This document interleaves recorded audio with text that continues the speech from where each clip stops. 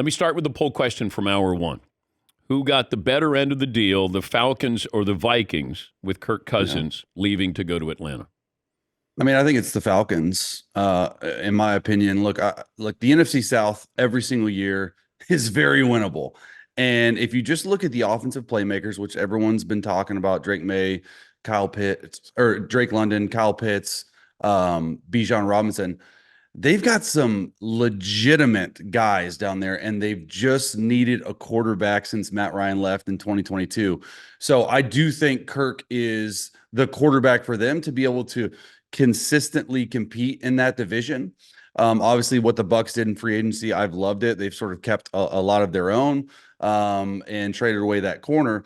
But when you look at the Falcons, they're a quarterback away. And then when you go to the Vikings, right, like obviously they're probably going to re-sign Justin Jefferson. Jordan Addison last year as well. You get Aaron Jones coming over. So they're sort of reloading as well. But I think that just leaves a bigger hole. I know they signed Sam Darnold. They're really bullish on Drake May, but they're drafting 11. And I just don't know if Drake May is going to be there for them. And so it looks like a little bit more of a longer, I wouldn't say rebuild, but a retool for them, because you still don't know. You don't know what you're going to get in Sam Darnold. And look, I've heard people say in that building, look, well, we've got a system around us. We've got playmakers.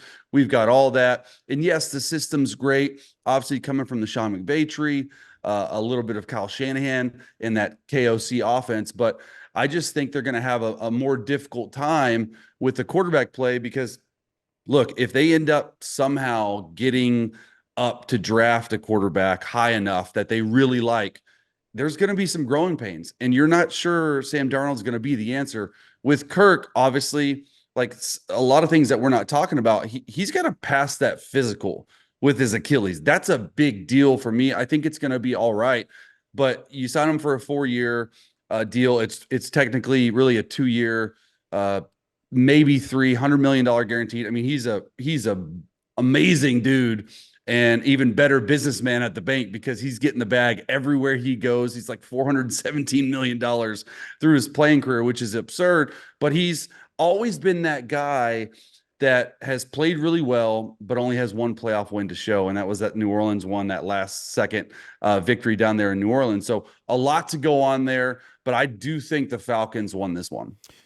Yeah, but he had weapons in Minnesota and didn't do much with them. Now he's going to Atlanta and he has weapons there. I know the division is there for them to win. I think they're listed as the favorites now.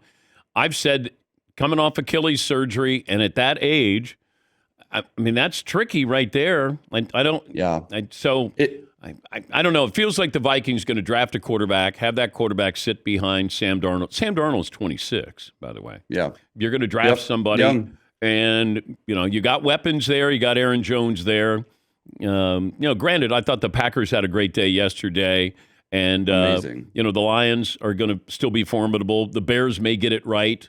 And, the Vikings might be stuck in neutral here for at least a year. So I kind of understand both sides of this acquisition.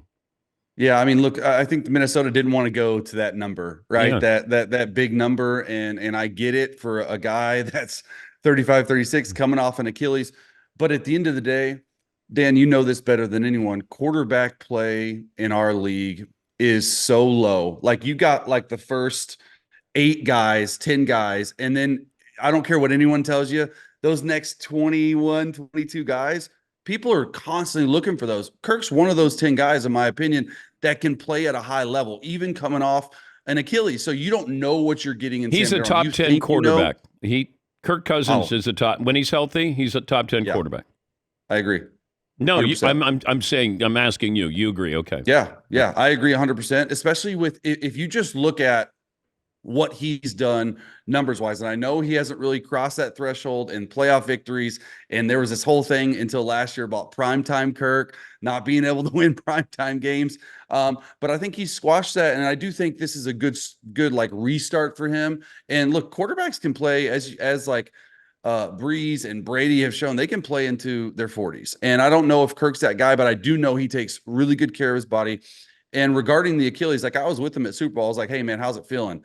And he showed me the scar, which was gnarly. And he was like, dude, I'm great. Like, I'm good. Like, I'm ahead Mm. of schedule. So he's not a guy that moves around in the pocket a lot anyway, but he's that's why he keeps getting these contracts, right? Your worth is what someone's willing to pay. And he consistently gets the bag in that aspect. He consistently gets these fully guaranteed contracts. So teams around the league think highly of him. And he has played purely on the field, numbers wise. He has played like a top 10 quarterback.